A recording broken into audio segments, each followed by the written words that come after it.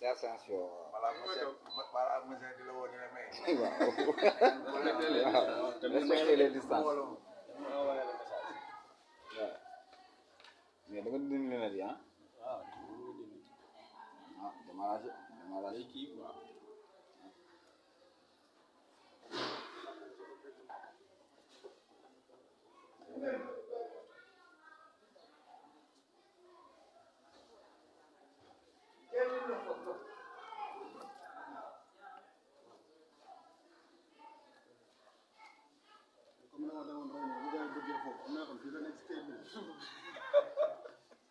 Gars yi dañu sopp. Waaw yaa dox yéen a dend quoi.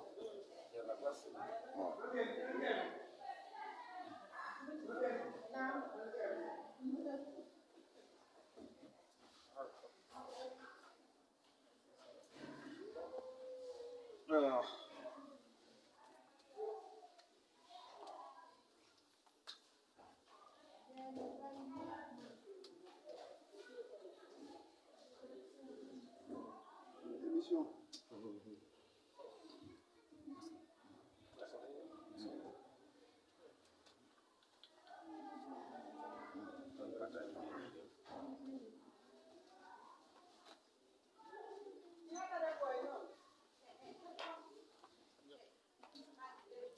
asalaamaaleykum mbokk yi ñuy suivre ci internet bi asalaamaaleykum waa Sindone tey ñi ngi am mbégte ak contentement di amal suñu ñetteelu numéro émission Cap Sud Info di émission bi nga xamante ni dañuy am mbégte à chaque fois di recevoir képp kuy doomu Sindone di yëngu ci benn activité bi nga xamante ni dafay jëmale quartier bi kanam donc comme ni ñu ko xamee tey aujourd'hui on a le plaisir de recevoir ki nga xamante ni mooy monsieur Abdourahmane Sarr di président de l'association des amis d'enfance de Sindone ak monsieur Boubacar Ndiaye di secrétaire exécutif du comité de développement sanitaire donc tey ñaar ñoo dañuy am mbégte di invité di waxtaanal ci lépp li nga xamante ni moom la ñuy yëngu ci mbirum quartier bi donc di ci ànd ak sama xarit sama doomu ndey monsieur Pape Samba Wade di ko bàyyi mu présenté aussi. mbokk internet yi maa ngi leen di nuyu man la Pape Samba Wade ñu ngi am mbégte ak contentement comme ni ko Aïdara waxee léegi di def suñu numéro 3 bu direct Cap Sud Info léegi sans pour autant tarder rek dañuy tàmbali mbir mi bàyyi suñu invité yi ñu présenté wu monsieur Sarr. asalaamaaleykum maa ngi nuyu mbokk internet yi di rafetlu jataay bi man la monsieur Sarr Abdourahmane di président association les amis d'enfance de Sindone donc ñu fi teewal toute l'association di ñaan suñu moroom leeral wax ji ba ñëpp mën a am dégg ci ko incha allah ba ci kanam. Merci suñu futur journaliste yi Cap Sud Info et ñu ngi nuyu sama mag Abdourahmane Sarr di nuyu délégué di nuyu aussi président conseil de quartier di nuyu aussi l'équipe du CDS di nuyu aussi l'ICP et son équipe et di nuyu Sindone yëpp di renouveler waat aussi suñu ay ziar ci at mu bees mi en tant que musulman et di ñaanal suñu bopp di ñaanal aussi jullit yëpp yàlla yëkkati l'islam yàlla aussi daaneel kéeféer ci suuf yàlla taxaw ñu ba vraiment li ñu bëggal suñu bopp bëggal ko aussi suñu quartier yàlla defal ñu ci réussite ñu ngi nuyu ñëpp di ziar. merci beaucoup ñu ngi leen di gërëm ci présentation yi donc dañuy sans plus tarder rek ñu attaquer questions yi de manière directe donc monsieur Sarr donc dañu bëggoon xam lan moo waral association les amis d'enfance de Sindone les raisons de la création de cette association. maa ngi lay remercier Aïdara donc vous me permettez aussi j'avais oublié de remercier délégué ak le président Lamine donc oublie la mais en réalité donc maa ngi leen di remercier bu baax di rafetlu aussi ci concept bi wax dëgg yàlla c'est concept boo xam ni comme ni ma nawee le conseil de quartier ak les membres ak les cadres des autres donc rafetlu naa ko wax dëgg yàlla macha allah donc proprement parler par rapport ak l'association en tant que telle umpalewu la ni Sindone on a été toujours ensemble. C'est-à-dire que on fowandoo yarandoo màggandoo li tax association bi maanaam continuité la rek ñun ñi ko sosoon ñoo bokk benn koñ muy sud Sambouri Madiène Sundoné donc on a grandi ensemble ñu nekk ndoo fi ñi nekk extérieur ñi nekk diaspora ñi nekk à Saint-Louis. On s'est dit chaque fois dañuy daje ci ay baptême ou bien ci ay mariage wala ci ay dëj wala des fois ci ay tabaski on s'est dit que war nañu mën a def quelque chose pour le quartier ñu waxtaan ci suñu biir mais mosuñu ko mettre en œuvre. L'idée est venue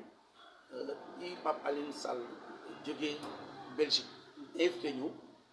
donc ñu waxtaan ci këram benn reer ñu ni mais pourquoi pas ñu créer loo xam ni daf ñuy boole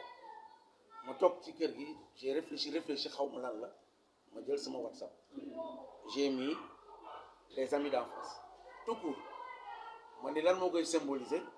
te sud moo di mosquée minaret mosquée sud ma jël minaret jàkkay boppu Ndar def ko comme symbole comme image j'ai mis Pablay Limale Djeyli et consort nga xam ni bande de copains on a toujours chevauché ensemble bi ñu juddoo ba fi ñu yegg bi ñu ko defee c'était toujours un cadre d'échange mais il y avait pas autre chose cadre d'échange rek et de rencontre lañ ko defoon di sottante xalaat d'échange mais suñu borom muy defar day am lu bare loo xam ne daf la koy ubbil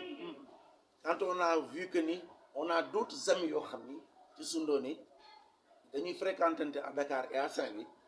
ma ni leen ajouté leen ci j'ai pris Souleymane Diène def ko administrateur j'ai pris Pablay def ko administrateur ma ne que man je peux pas être administrateur tout seul nañ ko élargir après ñu ni non léegi nañu changer nom bi nañ ci yokk Sundoné c'est comme ça est venue l'idée de l'association mais l'association à but proprement parlé n'était rien d'autre que rencontre un espace de rencontre et de dialogue loolu mooy base bi mais yàlla mi nga xam ne dara tëwul moo ubbi xel yi ñu ni noonu nañ ko yaatal Sundoné lañ dëkk ëpp caan ba bopp Ndar Sundoné on a tous vécu ensemble on a tous sympathisé donc ñun nañ ko élargir ñëpp képp dëkk sud kon am nga ci voilà on l'a ouvert c'est comme ça l'idée est venue de mettre l'association mais sans but pour l'instant loolu rek kese. Comment ça sans but? Non, je veux dire espace de rencontre et d'échange entre copains dañuy daje à Dakar dañuy daje à Saint-Louis loolu rek moo taxoon def association mais l'idée est venue après comme quoi que maintenant il faut ñu réfléchir ci lan la ñu bëgg def mais on avait des repères promouvoir la revalorisation du quartier c'est on va y aller ensemble ñëpp joxe seen xalaat ñu ni non comme c'est une association dañ ko def virtuel niveau WhatsApp on s'est jamais rencontré il n'y a jamais eu de rencontre on est 179 membres sur WhatsApp sur Facebook on est à 228 membres sur Facebook mais mosuñu def tout est virtuel tout est sur WhatsApp même bi ñuy def comité de pilotage c'était sur WhatsApp on a fait l'élection en 1 heure de temps sur WhatsApp président trésorier secrétaire général mais nag dafa tombé période Covid période mois de Ramadan ñu ni yan action la ñu mën def solidarité mais suñu base fondamentale de l'association quand on a réfléchi c'est l'action sociale la solidarité maanaam yéene dimbalante jàppalante loolu moom la ñu mujj arrêté comme but de l'association la revalorisation la redynamisation du quartier sud loolu moo indi te gis nañ ni Sundoné soxla na ko te y a des têtes yoo xam ne mosuñu bokk association. xam naa ci volet boobu sax nañ ci ñëwaat parce que dañuy bañ a brûler état bi parce que yenn question yi dinañ ñëwaat ci yow léegi dama bëggoon rek ñu recevoir Bouba grand Bouba am question yu ñu ko laaj comme moom mooy diriger comité exécutif comité de développement sanitaire bi donc dañu bëggoon xam rek mu dégtal mbokk internet yi wax leen lan mooy comité de développement sanitaire ak lan mooy njëriñal comité de développement sanitaire ci gox. Merci. vraiment initiative bi rafet na trop parce que des fois day baax aussi ñu créer cadre yi di partager si li nga xamante ni moom la ñu bokk ñu le développement social du quartier sud. ma bëggoon rek balaa may répondre directement à sa question ma retourner un peu en arrière en vue de faire aussi comprendre internautes ak auditeurs auditrices yi nga xamante ni ñu ngi ñuy déglu ak ñi nga xamante ni ñu ngi ñuy seetaan ñu def benn petit rappel ah sur peut-être suñu historique di wax ni man avant ñu may nommé à la tête du comité de développement sanitaire dafa am ci association boo xamante ni ci laa bokkoon muy AD2K association def kéemtalaay kàttan et ñu bare aussi xam ma si ma nekk un travailleur social nekkoon ci benn ONG bu nekk fii Claire Enfance ñuy intervenir dans la protection sociale des enfants en rupture familiale et des enfants en situation de vulnérabilité en général. Voilà, bokk aussi si le comité départemental pour la protection de l'enfant à Saint-Louis préfet jiite ko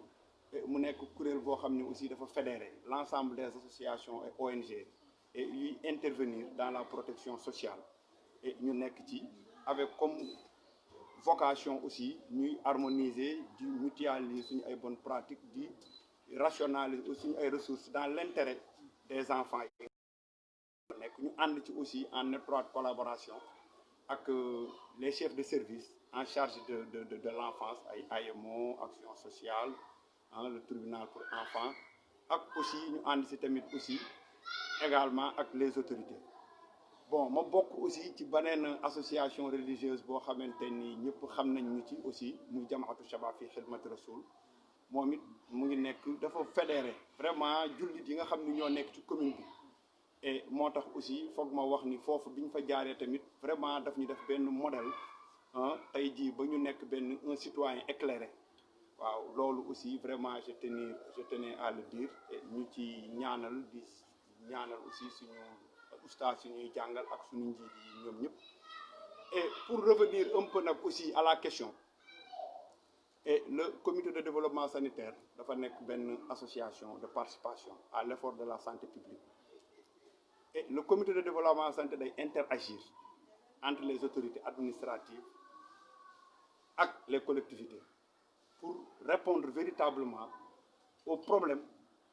des populations aux problèmes de santé loolu mooy en réalité lan mooy le comité de développement sanitaire mais aussi mu amoon feebar ñëpp xam ni bu njëkk dañu doon dégg ay comité de gestion après ñuy wax aussi ay comité de santé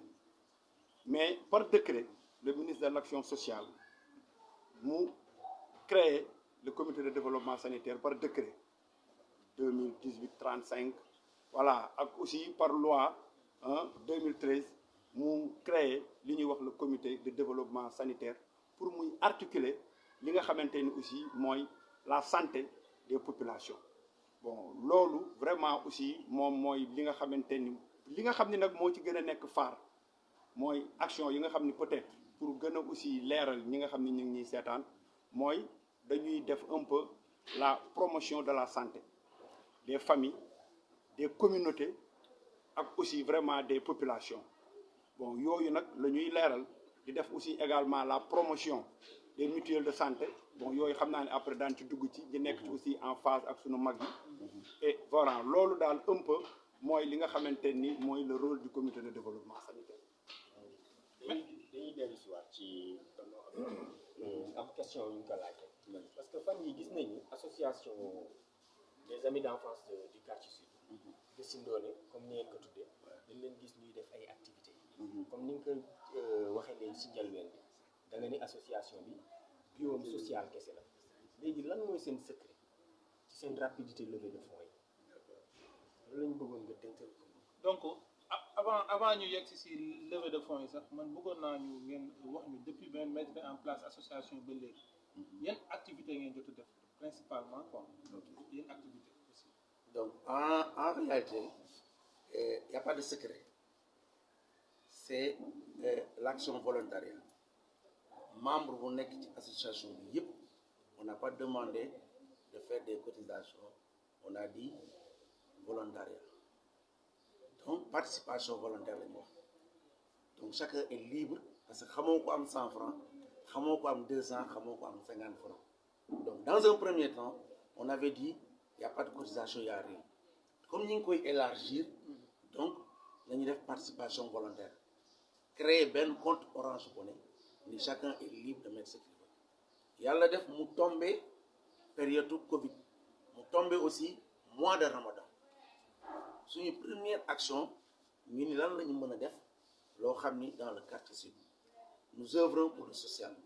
Nous œuvrons pour dimbalante, jàppalante. Lan lañu mën def ñu non, il n'y a pas de secret. Le gouvernement tarde à au moins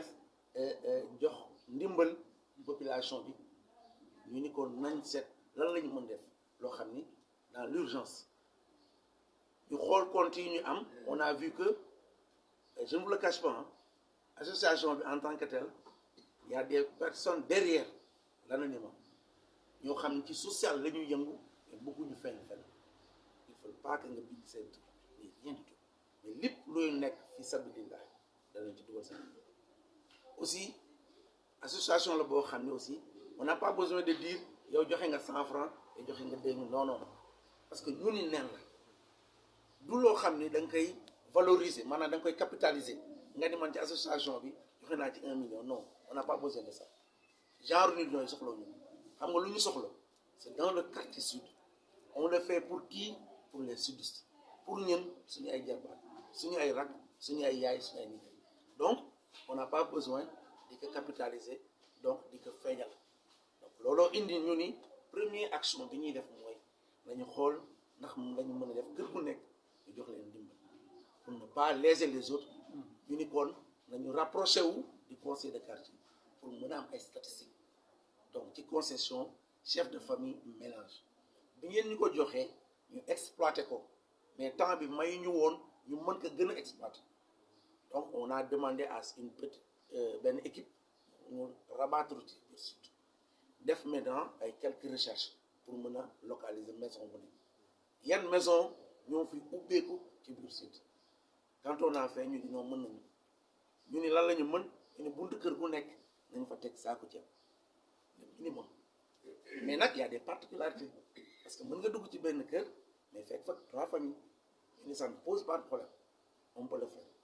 on va y aller avec nos moyens. Et amul woon cotisation amul woon sas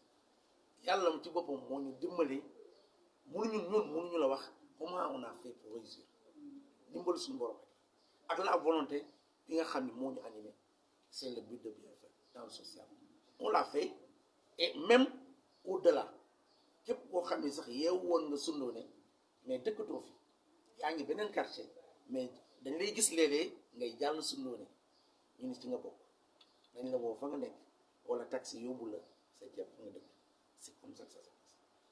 Et il y a des actions yoo xam ne aussi ñu ngi koy def mais kenn du ko wax kenn du ko bind. Bon, il nous est arrivé une fois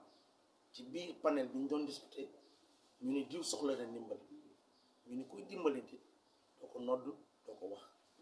On a dit maintenant on a une commission spéciale boo xam ne chargée de la solidarité et de l'action sociale. Soo amee benn nit ku soxla ndimbal woo leen téléphone le reste ñoom ils vont s'en charger. Demandé wu ñu leen fu ngeen di dugal xaalis bi ñaata ngeen leen di jox non, on a dit tout simplement que commission boobu képp ku am soxla ci Sundoone danañ la woo bu dee ordonnance bu dee ndimbal nga soxla loo mën ci soxla. La commission est chargée de ça, action sociale et solidarité, dirigée par Oumar Fall et Adjaratou Dili Sall. ñoom carte blanche la ñu am duñu leen laaj dara mais kenn dootul wax ci panel ni diwul soxla na parce que dafa sensible. boo nee par exemple Kader soxla na ndimbal ordonnance nga wax ko ci panel bureau imaginez famille moom yëkk ñu mais Kader lan ban ndimbal la soxla ba nga koy ketal wala di ko laaj ndimbal. Imagine la sensibilité boobu. On a dit, il nous est arrivé une fois, on l'a fait pour une personne ou deux, ñu ne non on enlève tout. Léegi lu jëm ci action sociale ndimbal yooyu kenn dootu ko bind kenn ko wax. On laisse tout juste carte blanche à la commission chargée de ça. ay dara dama lay bàyyi nga laaj Bouba question. waaw Boubacar Ndiaye donc gis nañu ni nga présenté commission de développement sanitaire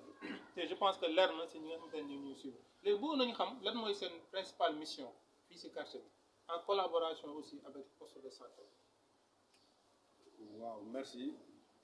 xam nga le comité de développement sanitaire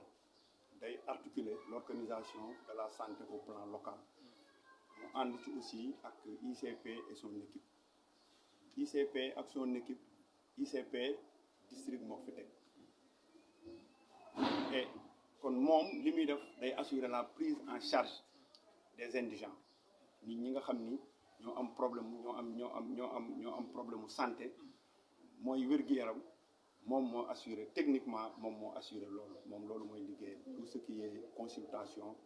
moo xam échographie moo xam soin moo xam tension moo xam jënd garab moo xam jaay garab techniquement ñoom loolu mooy seen liggéey ñoom aussi dañuy rendre compte aussi également parce que c'est vrai que nous sommes sous la tutelle du district et du ministère l'échelle au niveau national du ministère de la santé et de l'action sociale mais ñoom dañu rattaché wu directement ci district alors que ñun population bi moo ñu fi teg pour ñuy identifier seen ay difficultés pour aussi di ci indi ay solutions moo tax ñu ëpp aussi ci suñu ay activités yi ñuy def c'est des activités de prévention ndax ku wax aussi ndax bu ñuy wax ni xam nga booy wax wér-gi-yaram dafa am hygiène mais aussi dafa am santé mooy wér-gi-yaram hygiène mooy set voilà kon balaa ngay faju da nga war a faggu bon moo tax ñun ci domaine boobu aussi un peu la ñuy ñëwee et di sensibiliser et bi ñu accès aussi ñu xam ni un travail s'organise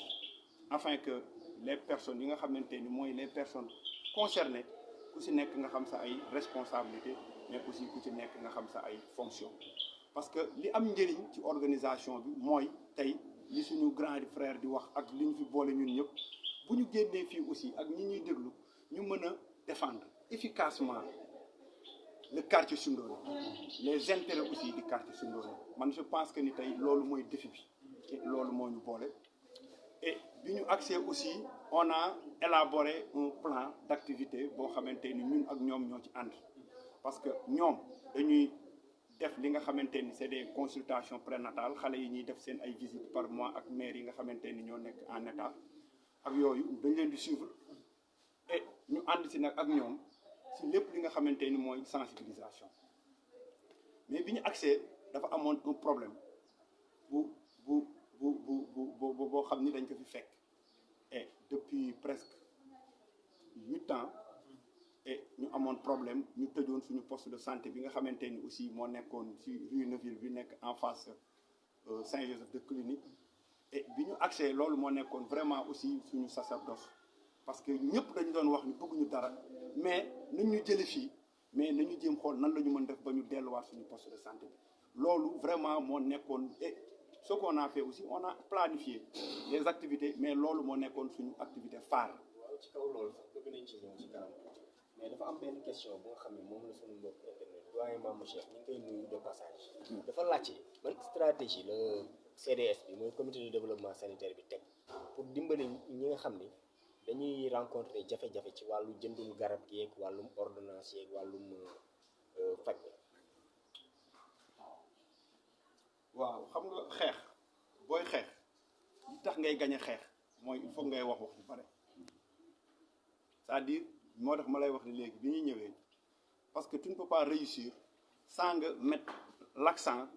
sur la communication et l'information et tey jii man bi ñu accès ak léegi mën nañu wax ni Soundoné nit ñi xam nañu wala boog nit ñi ñu ngi commencer di comprendre lan mooy le comité de développement sanitaire ak lan mooy taxawaayam parce que bés bu nekk ci quartier bi nga xamante ni aussi fi la ñu dëkk nit ñi daañu jàkkonte ay problèmes de santé mais bu ñu ko waxee bu fekkente ni dafa dépasser le poste de santé daañu leen référer à l'hôpital am nañu aussi service de l'action sociale am na ay exonération aussi yu ñuy def et am na aussi l'action sociale régionale am na aussi l'action sociale départementale et kon ñun aussi tamit suñu liggéey mooy ku am aussi yenn difficultés yi nga bëgg faju wala même handicapé yi nga xamante ne sax ñu ngi ci quartier bi am yenn problème yi mais dañ leen di mettre en relation orienter leen vers les services en charge du domaine lu mel ne action sociale ñoom daañu leen orienté am na ñoo xam ne évacué nañ leen jël leen Ndar pour war leen yóbbu Dakar ngay soxla oto ngay soxla carburant ngay soxla aussi prise en charge et loolu tamit aussi lu mel ne action sociale le régional wala le départemental ñoom bu ñu ko mënul it daañu la booleel ay nit yi nga xamante ni aussi ñu ngi fi daan la jàppale ba ñu yóbbu la dans la discrétion et nga dem faju ci bu dee aussi au niveau aussi du dispensaire am na fa aussi li ñuy wax volet social parce que aussi ñun mënuñu nekk di yëngu ci li nga xam ne mooy le développement social te duñu am volet social te même quartier bi et bi ñu defee tamit aussi ay études gis nañu ni dafa bare sax li ñuy wax ay taalibe te taalibe yi dañu war a faju et taalibe yi aussi il faut que ñu assurer aussi seen prise en charge et Alaaji Moxsid mi ngi fii doo sax cité mais vraiment daal daara yi nga xamante ni ñoom ñi ngi fi et ñi ngi jéem ba nga xamante ni xale yi bu dee góom la bu ñu demee daan leen faj te duñu fay dara et bu dee dañu feebar daan leen faj jox leen garab te duñu fay dara bu fekkee tamit aussi dépassé na le service le poste de santé daañu leen accompagner au niveau de l'hôpital et ba ñu jàppale leen ba nga xamante ni aussi foo waroon fayee junne daa fa fayee 2000 wala 2500. merci beaucoup Boubacar Ndiaye si wàllum stratégie yooyu noonu ñu mettre en place gis nañu aussi association les amis d'enfance de Sindoné temps yi passé teg na ay mutuelle de santé donc bëggoon nañu président nga revenir si mutuelle yi wane la mooy njëriñ bi fii si quartier bi. ok pour rebondir tout juste par rapport ak dans le cadre aussi du dispensaire surtout ñun aussi bi ñu mettre en place l'association def nañ ci ay jéego on est allé à la rencontre des personnes comme Boubacar Ndiaye comme suñu sœur Ngaydo am na particularité aussi association bi parce que boo xoolee association ñi ci nekk ñëpp ñu ngi ci conseil de quartier bi donc dañuy chevaucher c'est les mêmes personnes qu'on retrouve donc mënuñu wax sax ni association ou conseil de quartier benn la boo xoolee les mêmes personnes ñi agir au sein de l'association ñoo nekk ci conseil de quartier on a les mêmes têtes maintenant ci dans ce cadre demoon nañu à la rencontre de Boubacar Ndiaye ak dispensaire demandé woon nañ leen aussi tey jii Sindoné tey jii un enfant du quartier sud défavorisé bu mënul jënd garab est-ce que am ngeen politique qui vous permet ngeen jël ko en charge globalement ou bien totalement ba du fay dara ñu ni ñu wéy am nañ ko donc ñun bi ñu xoolee dañuy ni koon on va essayer de voir par rapport ak dispensaire sud bi lan lañ fa mën def yàlla dimbali ñu par suñu benn sœur Fama Dieng qui est au niveau de l'hôpital de Diamniadio donc mu aidé ñu ba ñu am médicaments yu bare ñu def ko donation au niveau dispensaire ñu yeewu aussi ñu ni non loolu yëpp du doy mais nañu xool suñu participation yi ñu am nan lañu mën a aussi dimbali les couches les plus vulnérables am na fi quartier sud am na góor ñoo xam ni mënuñu ñaan mënuñu yalwaan mais ñu ngi tëju ci ay teel ñu ngi tëju si ay kër mais boo fëggulee doo xam lu ñu fanaane doo xam lu ñu yeewu donc yooyu on s'est dit une chose dañu leen xool nañ leen mën a jàppale mais aussi dañu ma wax ne association bi j'avais dit une chose que aussi tous les sudistes foo mënti nekk dans le monde yaa ngi ci biir association diaspora les sudistes yi nga xam yépp ñu ngi ci à l'extérieur du Sénégal ñu ngi ci biir seen président c'est El Hadj Papa Alioune Sall seen vice-président mooy Moustapha Fall donc il y a Abdoul Aziz Niang qui est là-dedans ak Khady Dioula Thioub ñoom aussi participation yi ñuy def ci mutuelle bi mun nañu wax à 90% ça vient de l'extérieur diaspora ci seen contribution ci seen cotisation ñoom aussi dañuy cotiser di contribuer ñoom ñëpp benn sudiste bu nekk jël nga 10 personnes en charge ci mutuelle de santé kooku c'est quelque chose bi ñuy distribuer ceeb bi aussi ils ont fait des contributions pour chaque personne jël nga en charge tant de riz joxe ko comme contribution peut-être que yu bëri duñ ko wax c'est en interne mais c'est à saluer aussi parce que doomu Sindoné yëpp bàyyiwuñu Sindoné seen loxo ngi ci biir ñi ngi ci diaspora bi mais tous les jours tous les mois dañuy cotiser dañuy joxe ba pare dañuy participer initiative boo indi ñu dugg ci ba pare recadrer donc looloo tax bi ñu dispensaire bi appelé loolu ñu dimbali leen jox leen ay garab mutuelle bi on est actuellement à 263 familles dañu xool ñu def recensement ñu ni non mutuelle de santé bi c'est pour l'île sud nord nan la ñu mën def ba bokk ci ñu ni non on va faire une chose nañu jël 81 familles maanaam tey ji boo ma jëlee man chef de famille mën naa yóbbaale sama 5 doom yoo xam ni amuñu pathologie c'est-à-dire maladie yoo xam ni day nécessiter yeneen soins mutuelle bi du ko jël mais soo amee amuloo benn maladie mën naa la jël en tant que chef de famille mais jëlal la ak sa 5 ou 10 ou 20 doom ñu recenser kër yi nga xam ni au niveau du quartier sud soxla nañu carnet boo xam ni tey su ma la ko joxee doo nekk di xalaat fu may jëlee ordonnance fu may fajoo da ngay dem ci mutuelle bi fayal la 1 an d'adhésion yàgg sa njaboot jox la carnet en main yàgg sa photo ak sa photo njaboot mu couvrir la pendant 1 an mu am suivi boo xam ni dañ koy def on a pris 81 familles on a pris 263 personnes on l'a fait en 3 phases première phase bi on a 100 personnes deuxième phase bi 100 personnes troisième phase 63 personnes pareeguñu dañuy defaat recensement xool suivi bi est-ce que am na ñeneen ñoo xam ni soxla nañu aussi adhérer ci mutuelle malgré que on est en relation avec aussi Dispensaire Sud parce que on travaille ensemble parce que li ñu leen joxee médicament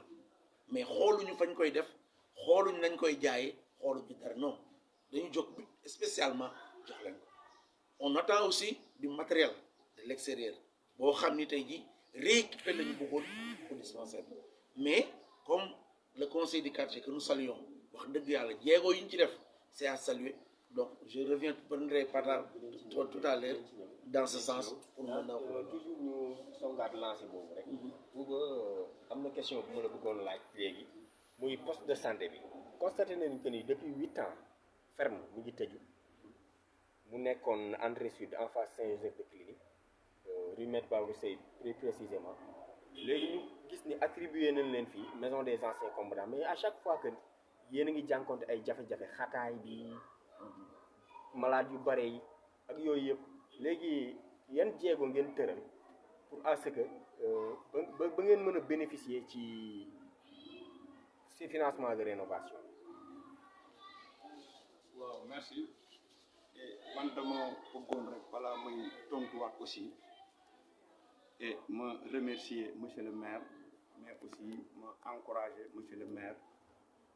et mu mën a maintenir le cap ndax liggéey bu metti la parce que le maire man je pense que day assurer la gestion de la commune de Saint-Louis et kon ñu apprécier aussi à juste titre diligence bi mu am ak pragmatisme bi mu am ba vraiment taxaw pour jàppale ñu pour ñu réhabiliter aussi poste de santé sud bi et mu nekk li nga xamante ni nekkul woon lu yomb parce que bari na fi ay quartiers yoo xamante ni amuñu poste de santé mais bari na tamit ay quartiers yi nga xamante ni aussi seen ay poste de santé tamit état bi suñu poste de santé nekk état boobu la seen poste de santé nekk parce que dafa yàgg ça date presque ay 125 ans poste de santé et mais alhamdulilah ñu bind ko parce que maa ngi koy waxaat sànq rek mu ni ma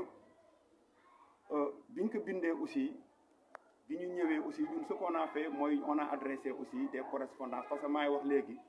dañu nekk aussi ñun en concertation ak les autres l'État ak les collectivités territoriales et ñu bind préfet bind gouverneur bind conseil départemental bind autorités yi nga xamante ni yëpp ñoo fi nekk ñu bind leen jooytu et ñu renouvelé waat ren dans le mois de juin et bi ñu renouvelé aussi alhamdulilah rabbil alamin Aline Diop premier adjoint au maire et mu wooñu wax ni aussi daf ñu bëgg rencontrer par rapport ak le projet de la réhabilitation du poste de santé et keroog aussi vraiment bi ñu recevoir ñu àndoon ci ak délégué ànd si aussi ak le conseil du quartier et bi ñu demee mu wax nu aussi enfin war ñu ni projet bi mi ngi woon en cours projet bi mi ngi woon en cours parce que mi ngi woon ci études yi bi ñu paree aussi études yi aussi et dañu doon def aussi appel à candidature pour xool kan moo leen mën a parce que ñi ngi doon defar poste de santé ba Goxu Mbaaj ñu ngi doon defar aussi également poste de santé bu Hydrobase ñi ngi war a defar aussi poste de santé bu Pikine mais ñu wax ni poste de santé bu sud mairie bi attanu ko mais bu amee ku ko jàppale et vraiment yàlla def mu am un partenaire boo xamante ni SOGEM dafa nekk un démembrement de l'OMVS et nee na le directeur actuel bi fi nekk aussi nekkoon promotionnaire am et ñu xamante et automatiquement bi mu ko sollicité mu jox ko mu ni ko may ma le temps aussi ma approprier projet bi et yàlla def bi ñu ko xoolee tamit aussi mu ni ko man mën naa leen jàppale ci projet bi réaliser ko à 70%. Et mairie bi aussi tout ce qui est équipement et moom aussi dina si jàpp ba poste bi dellu fa nga xamante ni aussi moom la ñu bëgg mu delluwaat ko et alhamdulillahi rabbil alamin keroog aussi on a assisté aussi à la réunion de délibération du conseil municipal et effectivement le maire met na à disposition c'est-à-dire lever na les fonds actuellement l'ADC mi ngi si def aussi ay études et mi ngi avancé ñun la dernière fois dem nañu ak ñoom toog ak ñoom réunion ba ñu présenter le plan et actuellement ñoom ils sont en train aussi de réfléchir aussi sur les appels d'offres et ñu am ci yaakaar léegi rek bi ma gisee monsieur le maire maa ngi koy interpellé naan ko war nañu poursuivre encore les discussions sur la suite aussi de ce processus par rapport à la réhabilitation mënuñu honnêtement man amewuma dossier bi mais vous allez vous rapprocher de mon premier adjoint Alioune Diop moom moo ko amee ma ne ko effectivement adressé nañ ko courrier je pense su ma juumul kadeer lundi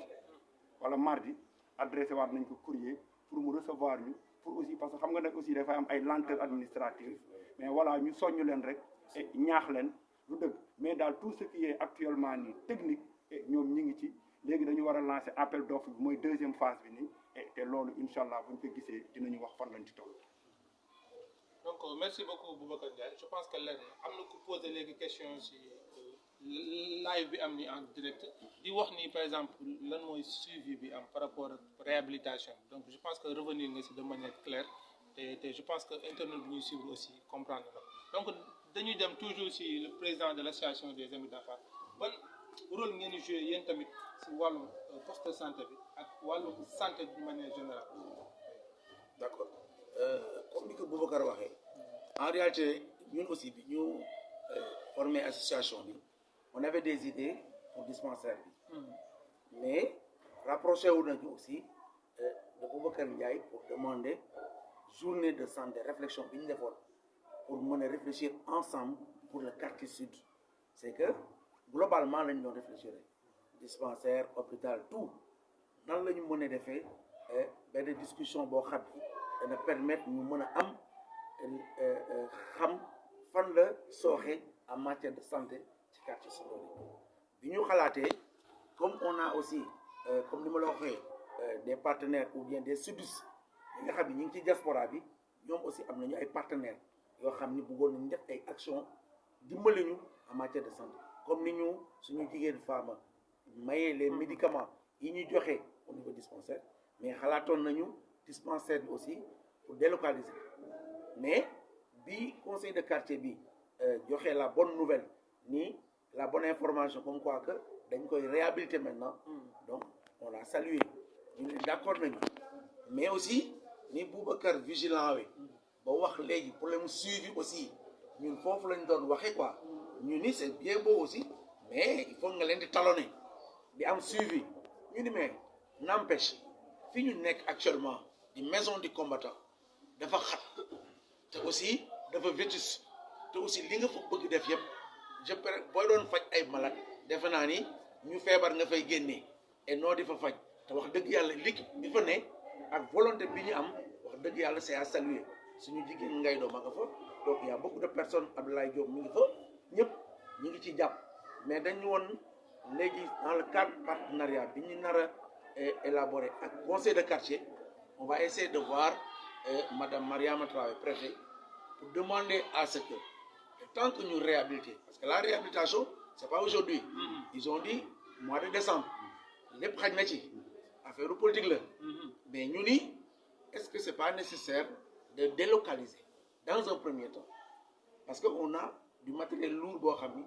bu ñu ko indee xajul fii ci dispensaire donc l'idéal c'est de délocaliser bu ñu amee espace boo xam ni sud ñàkku fi ci bâtisse yi nga xam ni ñi ngi fi actuellement on peut voir avec Mariama gouverneur bi imam Mohamed Abdallah Cissé ñu koy remercier interveniroon dans ce sens. Il nous a mis en rapport avec le gouverneur. Le gouverneur nous a mis en rapport avec Mme Mariama Traoré. Mais période Covid bi moo bouleversé lépp donc rendez-vous yëpp gelé ko. Donc ñun actuellement dañuy def benn correspondance envoyé ko mais dañu bëggoon ci cadre partenariat ak conseil de quartier que donc ñu boole force yi ñu demander même avant la réhabilitation bu ñu mënee am délocalisation. boo xam ni ñàkkuñu ko sundoon ci bâtiment yi nekk fii mën nañ ko dugal fenn équipé ko on a du matériel on a tout on peut le faire bu réhabilitation bi pare mais fa li laay xam ñu jël mais xam nga comme waxu politique la te d'ici décembre lu ne xañ na fi ak boo ko commencé décembre kañ lay terminer yooyu yëpp mi ngi fi aussi la municipalité moo yore équipement bi donc l'ONG c'est pour la réhabilitation mais l'équipement dispensaire bi fonds commune la yooyu yëpp c'est des périodes yoo xam ni mun na am ay périodes troubles yoo xam ni mun nañ ko teg de côté donc pour ñun l'idéal dans un premier temps c'est se rapprocher en partenariat avec le conseil de quartier ñu xool comment on peut faire pour délocaliser dispensaire parce que fi mu nekk moom baax pour mën a am équipement yu bees au moins ñu avancer dans ce sens moi je crois que jéego yooyu la ñu commencé di bëgg nas ak la rencontre qu'on a eue avec conseil de quartier parce que rencontré nañu donc on a eu plan de développement yëpp programme yi nekk au niveau du conseil de quartier on les a eu donc d'ici peu donc on pourra se retrouver donc def benn partenariat donc pour développer tout ça. ci même volet boobu lay kii rek ku ne xam ne ni adduna bi actuellement fi mu toll du Ndar kese du Dakar kese du mais adduna bi yëpp dañuy jànkonte benn pandémie bi nga xam ne moom moo ñu sotti léegi dama bëggoon xam rek grand boobu ci volet boobu ban gestion ngeen ciy def mooy CDS bi ban gestion la ciy def nan la koy gérer par rapport ak quartier si xam nga la grosse difficulté aujourd'hui maa ngi koy wax ak sànq c'est la communication et la sensibilisation te ñun loolu mooy suñu liggéey communiquer sensibiliser pour que aussi population bi am benn éveil de conscience par rapport ak contexte bi nga xamante ni aussi moom la ñu nekk et mais man yaakaar naa ni tey kenn du naatable que Sundoné parce que même ñi fi dëkkul dañ lay oo téléphone boo génnee dëkk bi suñu yeneen ñu dañ lay woo di la wax ni vraiment ñu ngi leen di suivre de près mais li ngeen di def dañ koy rafetlu kon kenn du wax ni tey CDS bi amul des actions yi nga xam ne mi ngi koy mener ci contexte Covid bi pour sensibiliser davantage les populations pas plus tard bërki démb moo ci mujj la dernière réunion bi nga xamante ni aussi moom la ñu def ça fait juste tey une semaine parce que dañuy renouveler presque chaque 2 mois lay am benn plan boo xamante ni un modèle de plan de travail boo xamante ni aussi dañ par rapport ak contexte yi te la grosse difficulté bi nga xamante ni aussi moom la ñu amoon en réalité mooy dañu amul woon ay éléments de langage des faits wala ay chiffres pour mën a waxtaan ak population bi parce que depuis bi contexte bi amee ba léegi du benn rencontre boo xamante ni chef district woo nañu ko ñun le collectif des CDS wala les collectivités territoriales ñu toog ñu wax ñu concrètement chiffres yi nga xamante ni wala données yi nga xamante ni ñoom moom la ñu amuñu ko mais nag dañu dem ak suñu ay moyens de bord et ñu nekk ci aussi en phase ak suñu mag yi parce que ñëpp xam nañu aussi bi ñuy soogay door ñoom apporté nañu d'abord seen contribution yëkkati xaalis somme bu takk jox ñu ko sur le port de masques sur la confection des masques et ñu defaroon aussi ay masques en quantité suffisante et kon kooku aussi dañ leen ciy gërëm parce que man tey damay wax ni on a un défi te défi bi mooy ñu boole kenn ku ci nekk li nga xamante ni moom nga am muy expérience muy dynamisme muy volonté et ñu boole ko et man pour ñu réussir li nga xamante ni mooy les difficultés yi nga xamante ni moom la ñuy jànkonteel pour dañuy permettre aussi ñu donner beaucoup plus de logique et de crédibilité li nga xamante ni aussi moom la ñuy def moo tax daal ñun bi ñu accès daal ba avant-hier réunion bi ñu mujj def maa ngi koy wax léegi dañu wax ni point de lavage yi nga xamante ni tegoon nañ ko fi parce que fan yi ñëpp gis nañu après tabaski bi ak léegi aussi dafa am benn rëcc am na aussi benn relâchement quasi total et ñu ni waat aussi nanu ñaaxaat delluwaat ci population yi et ñu ñaaxaat leen ba nga xamante ni daañu redynamiser les points de lavage yi nga xamante ni aussi moom la ñu tegoon et tous les mardis tous les jeudis aussi ñu ànd ak l'équipe du poste ñu def ay prise de tension et pour xool ñi nga xamante ni aussi mën nañ leen référer wala ñu orienter leen vers les services aussi en charge du domaine et ñoom ñu xool lan lañ ciy def mais daal boobu ba léegi wax dëgg yàlla am nañ fi nag masque am nañ fi ay gel am nañ fi mais luñ fi ci amit boobu ba léegi partagé nañ ko ak communauté bi mais aussi partagé nañ si aussi également ak l'équipe du poste bi nga xamante ni aussi vraiment dañ leen di encourager et di leen wax ni aussi nañu góorgóorlu parce que nag c'est pas facile ba nga xam ne yi nga xam ne ñoom ñu nekk ay relais ba nga xam liggéey bi ñuy def sax des fois bon dafa laaj ay motivation parce que ngay gis ku wàcc 15 heures wala nga wàcc 16 heures et ñu ànd ak yow encore nekk sur le terrain ba ay 18 heures 19 heures te après ñoom dañ koy def parce que c'est des acteurs porteurs de développement et kon aussi vraiment dañ leen di remercier et di leen wax ni rek nañu jàpp et nañu jàpp et bientôt vraiment ça va couler incha allah te yaan nañ ko fekk ñun. ci kaw loolu ban message ngay lancé si bis parce que gis nañu fan yii que cas communautaire yi bari na gars yi ñu ngi koy déclaré for nañu sax si nit mbedd yi ak ci rajo yi que ni ndax suñu doonee principalement am na ay cas communautaire au nombre de 7 formes léegi ban message ngay lancé askanu si loolu pour ñu mën a redresser ci domaine bi. xam nga mooy li may wax rek sensibiliser encore davantage les populations communiquer encore aussi en large et ñu ngi sax fan yi wut benn émission rajo wala aussi ñu def benn tintamarre jël oto duggaat aussi ci quartier bi tey aussi suñu ay porte-voix wax parce que aujourd'hui gis nañu ni problème mu pandémie bi c'est-à-dire dafa nekk aussi un problème de responsabilité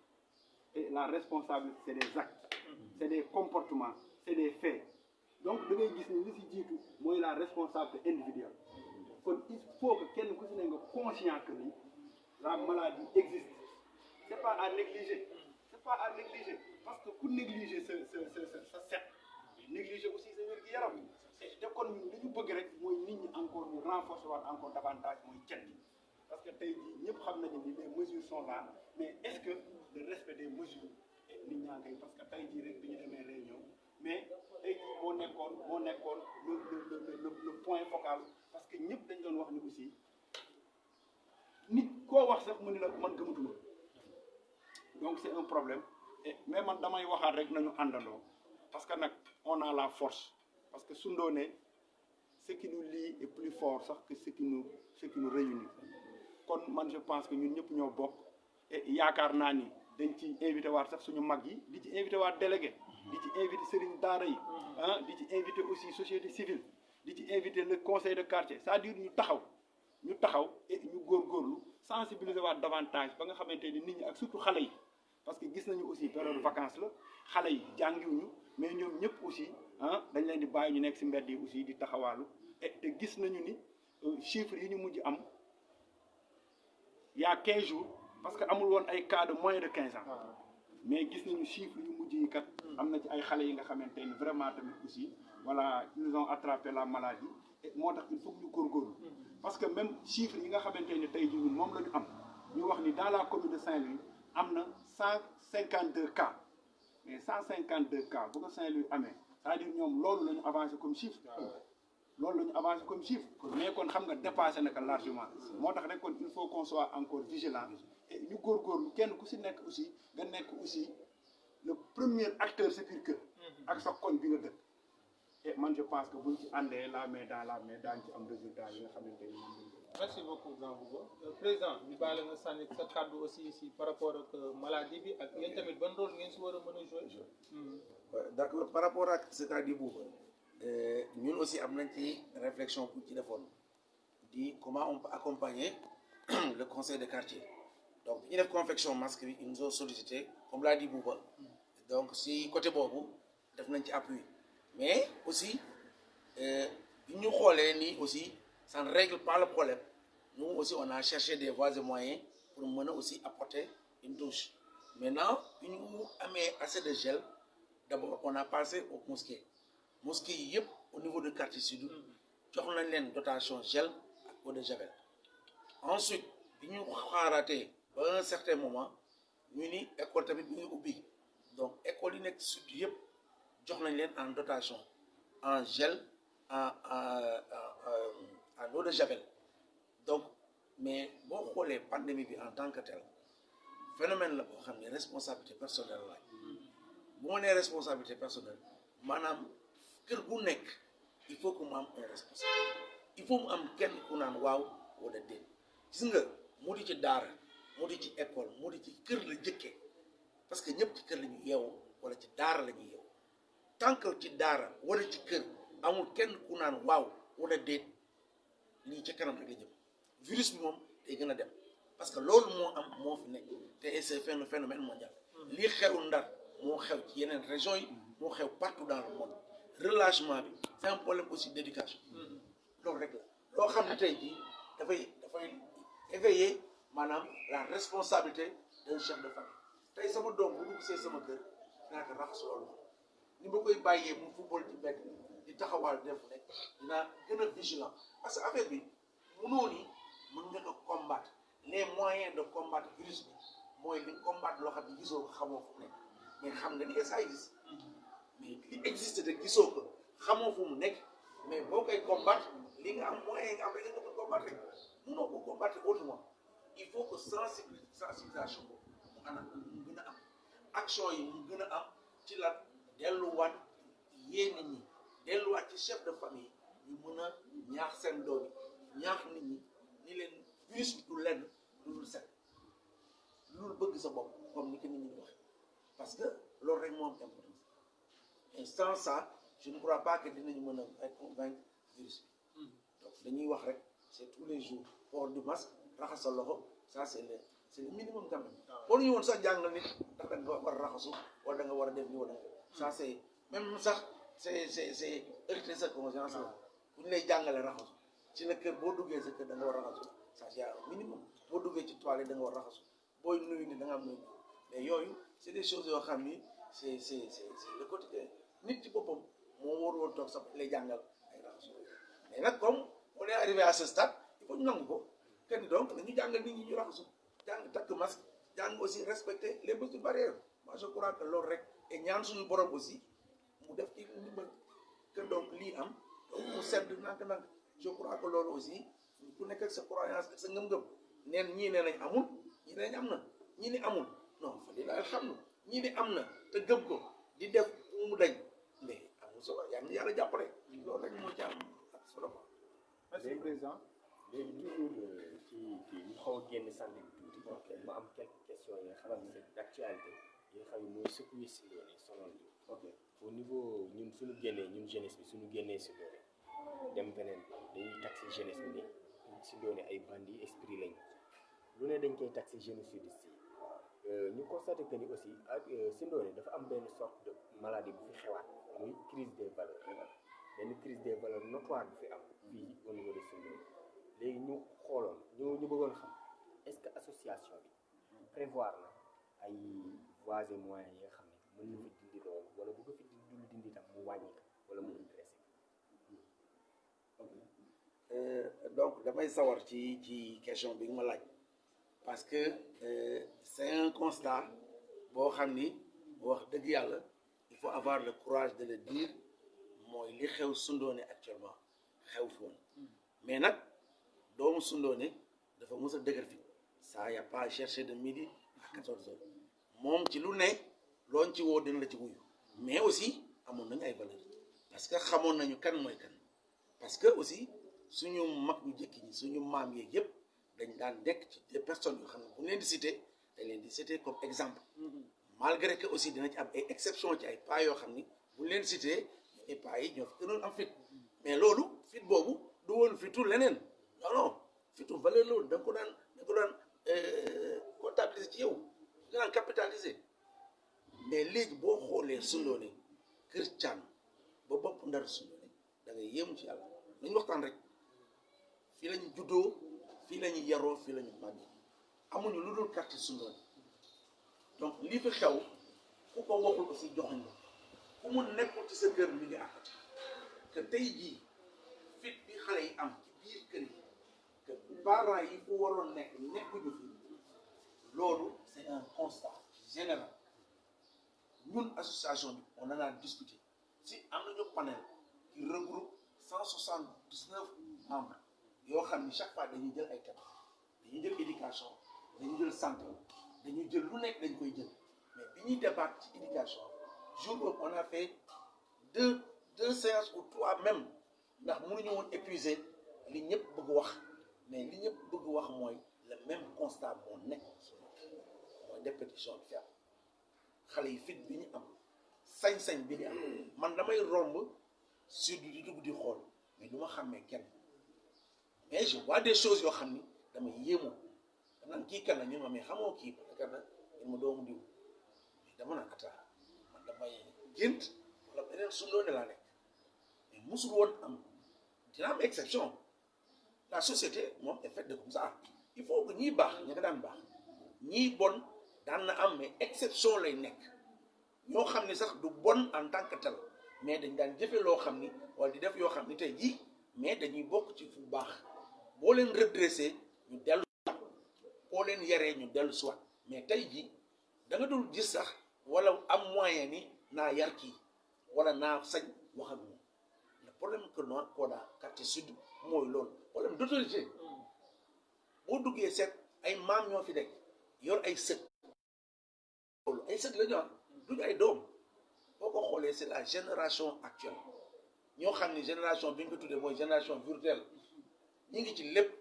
mais newuñu ci dara jàppuñu ci dara tey jii boo leen bëggoon dimbali sax doo xam foo leen dimbali c'est parce que tu te poses la question lan moo xew mais loolu éveil des consciences la ñëpp ci war jàpp chaque jour on en discute on en parle mais danañ ci waxat suba danañ ci waxat gannaaw suba danañ ci waxat mais tant que amuñu fitu laal ko ni fii la duñ dem fenn ce sera toujours pareil dañ koy nëppal loolu moo fi xew ak quartier yëpp kër yëpp mu di sama kër mu di kër yëpp a xew lu xew rek dañ koy nëppal boo waxee ñun la ci biir kër gi la fi la xaj fi la nekk mais on laisse passer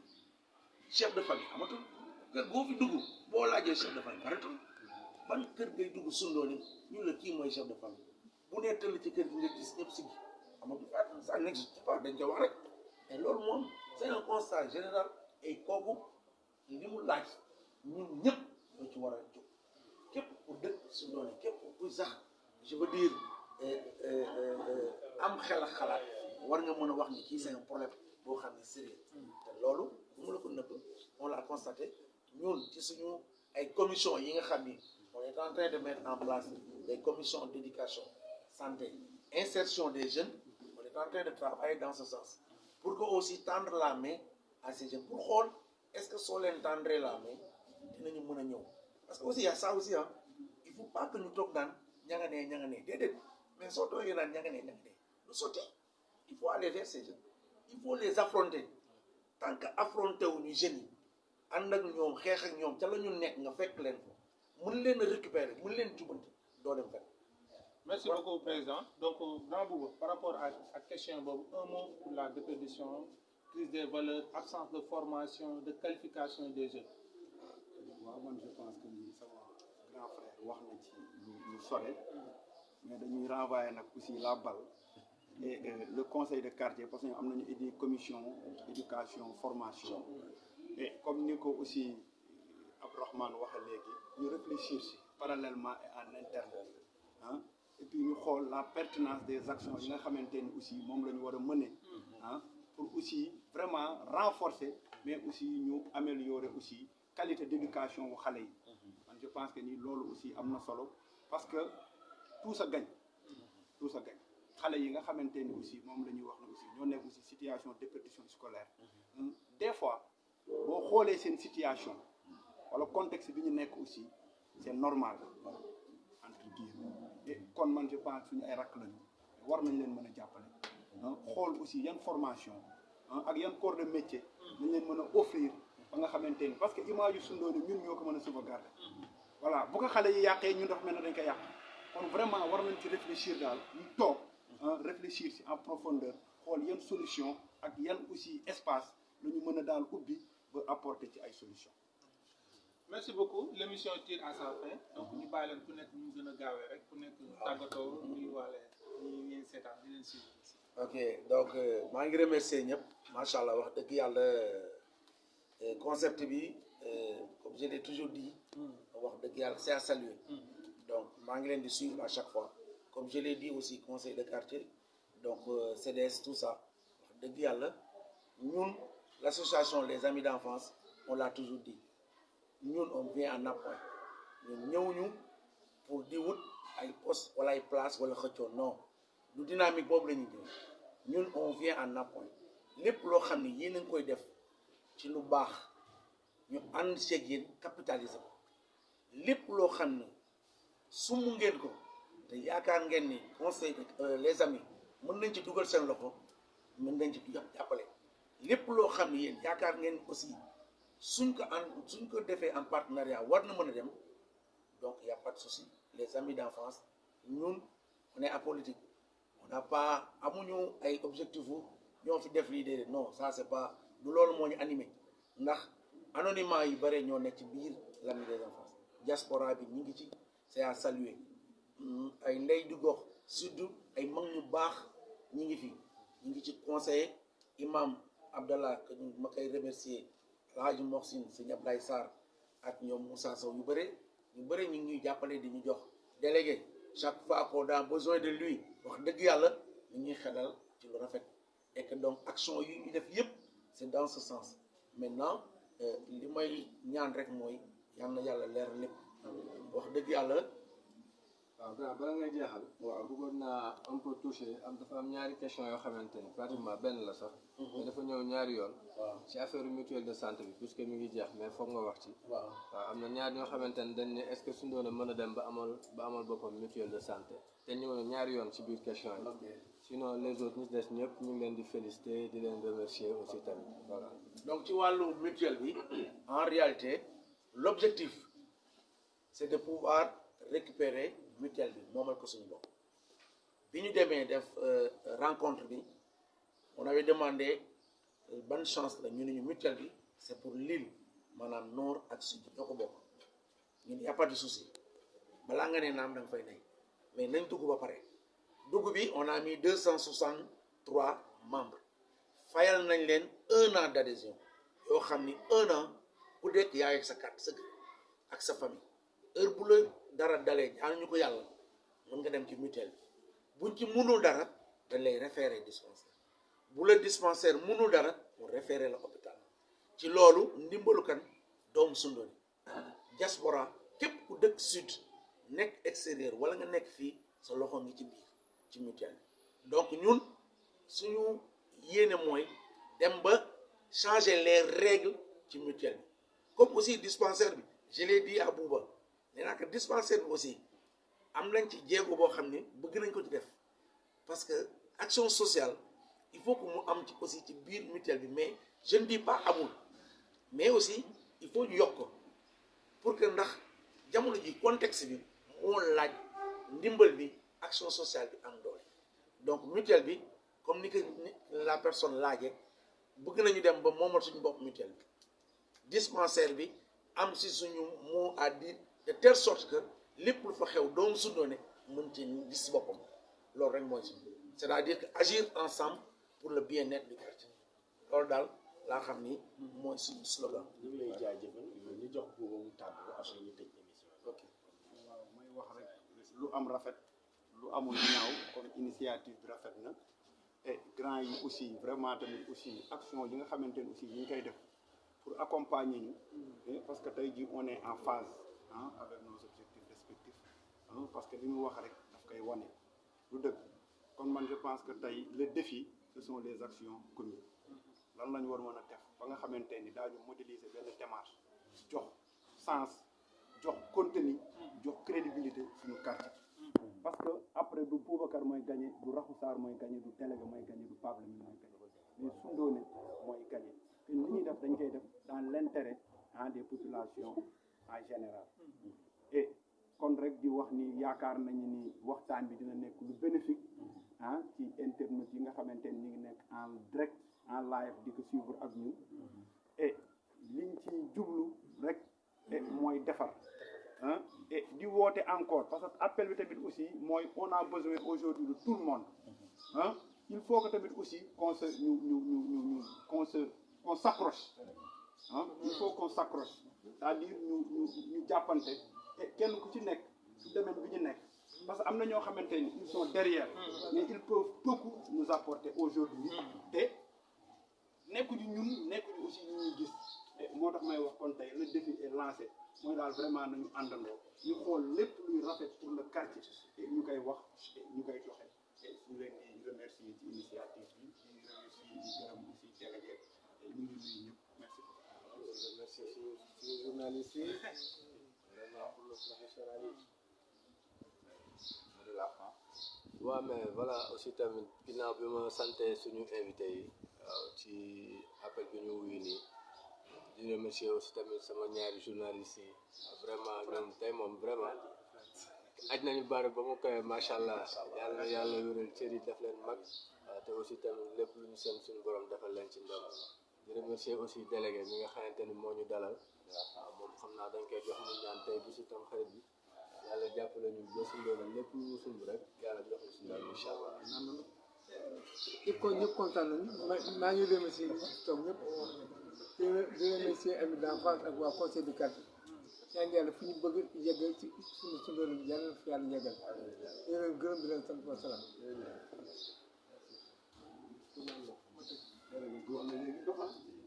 Merci beaucoup chers internautes ñi ñuy suivre émission bi jeex na ñu doon recevoir monsieur Abdourahmane Sarr di président de l'association les amis d'enfance de Soundoné ak monsieur Boubacar Ndiaye di secrétaire exécutif du comité de développement sanitaire donc di leen jox daje incha allah beneen semaine ak yeneen invité ci Cap Sud Info jërë ngeen jëf.